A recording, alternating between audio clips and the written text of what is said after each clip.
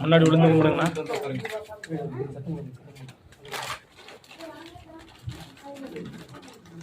முன்னாடி தள்ளி உட்காருங்க.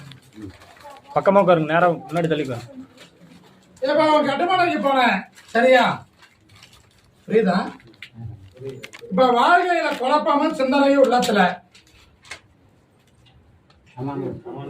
புரியுதா? அதுக்கு தெளிவான முடிவு வேணும். இழந்த பொருளாதாரத்துக்கு கிடைக்குமா, மறு பொருளாதாரம் கிடைக்குமான்னு தெரியணும். அதே போல செயலும் சிந்தனையும் மாத்தணும். நமக்கு ஒரு விட முடியாத ஒரு பழக்கம் இருக்குதா, அதை விட்டுறலாமா இல்ல படிப்படியா குறைக்கலாமா? நீதான் சொல்லணும். படிப்படியா குறைக்கிற கால் ஒன்றுவா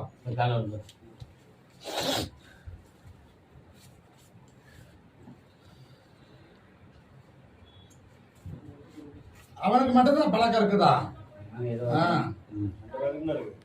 உனக்கும் இருக்குது. கால் ஒன்றுவா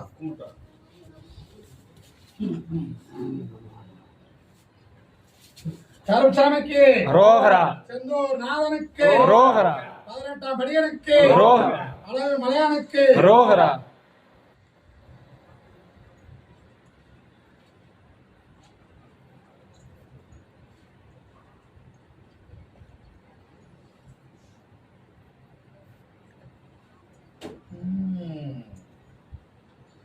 இந்த செயலை படிப்படியா குறைத்து தருகிறேன். இனிமேல் அந்த செலவும் ஆக்கி வாழ்க்கைக்கு வழி வகுத்து எந்த செயலும் நாம வாழ வச்சு கொடுத்தா போதும்ல.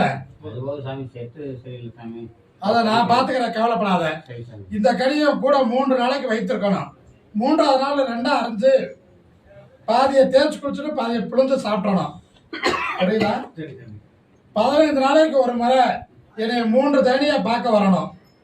பூர்ணமாகும். ஒரு பொருளாதாரம் ஒண்ணு வேணுமா, அதை அடுத்து என்னை பார்க்க வரையில பேசுறேன், ஜெயித்து கொடுக்குறேன். அதுதான் நான் அடுத்த வரையில பேசுறேன்.